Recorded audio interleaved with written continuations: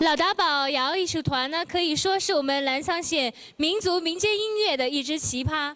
他们演唱的歌曲音色甜美，感情真挚自然。和多声部无伴奏合唱呢，恢宏大气，和声更是妙不可言。下面就请大家欣赏老达堡瑶艺术团带来的多声部无伴奏合唱《打猎歌》，相聚在今天。人年，跨年的年，我和老友，下个交流你朋友。